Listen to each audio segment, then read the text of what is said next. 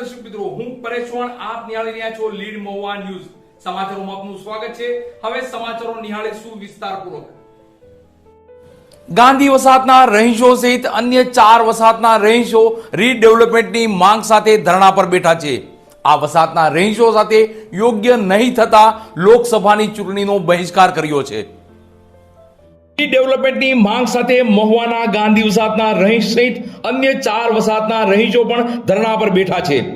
આ બાબતે વિગત જોવામાં આવે તો મહુવામાં 58 વર્ષ જૂની અને ખૂબ જ જર્જરિત વસાહતોના પ્રશ્ન અંગે ધારાસભ્ય અને સાંસદ બંને વાકેફ છે અને સારી રીતે જાણે પણ છે, પરંતુ રાજકીય ઈચ્છા શક્તિના અભાવે આ પ્રશ્નોનું નિરાકરણ આવતું નથી. સત્તાધીશો દ્વારા વહેલી તકે વસાહતોનું રીડેવલપમેન્ટ કરવામાં આવે તેવી માંગ સાથે વસાહતીઓ દ્વારા ચૂંટણી કમિશનર તથા જિલ્લા કલેક્ટર ભાવનગરને પત્ર લખી લેખિત રજૂઆત પણ કરવામાં આવેલ છે.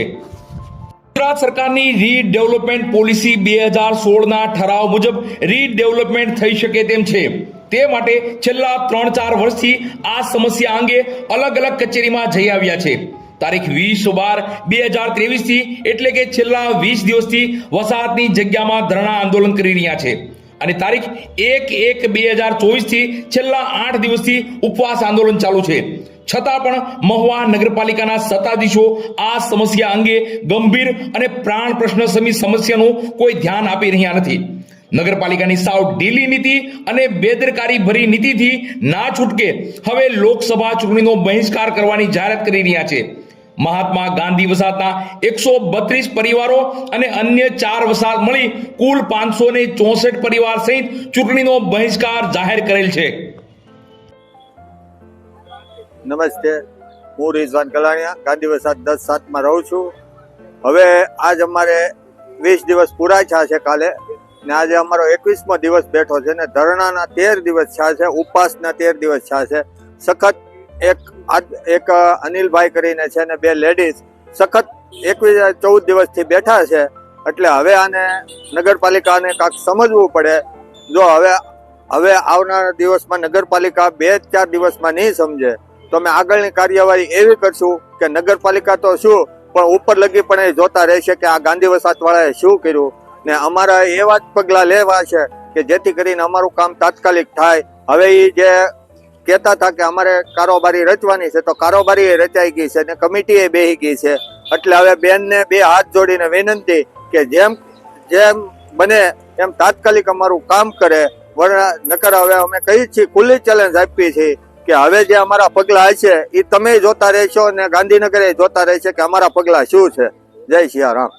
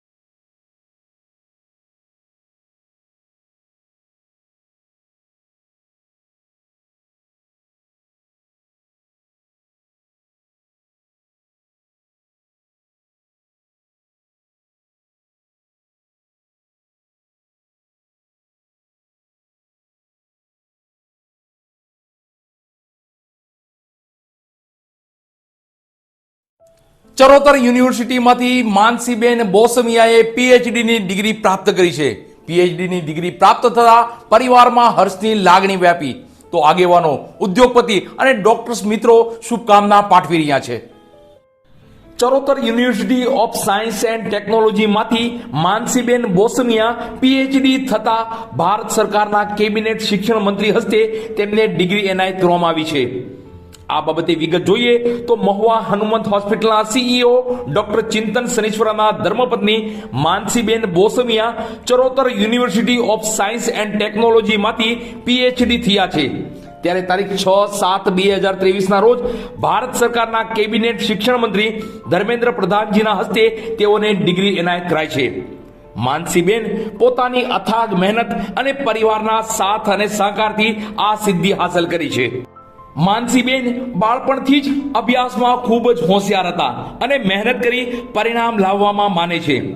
ભાવનગર યુનિવર્સિટીમાં પણ તેઓ રેન્ક લાવેલ બાદ પીએચડી માટે ચરોતર યુનિવર્સિટીમાં એપ્લાય થયા અને તે દરમિયાન જ તેમના લગ્ન ડોક્ટર ચિંતન શનીશ્વરા સાથે થયા હતા.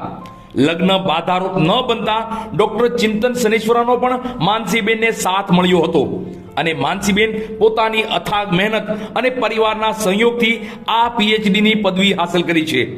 અત્રે ઉલ્લેખનીય છે કે માનસીબેન ભાવનગર ગ્રાહક સુરક્ષા મંડળના ટ્રસ્ટી અને ભાવનગરના અગ્રણી પ્રકાશભાઈ બોસમિયાની દીકરી છે અને હનુમંત હોસ્પિટલ મહુવાના સીઈઓ ડોક્ટર ચિંતન શનીશ્વરાના ધર્મપત્ની છે. માનસીબેનને પીએચડીની ડિગ્રી મળતા જ તમામ ડોક્ટરશ્રીઓ, ઉદ્યોગપતિ, આગેવાનો શુભકામનાઓ પાઠવી રહ્યા છે. પાણીની ચિંતામાંથી એકદમ મુક્ત થઈ જાઓ.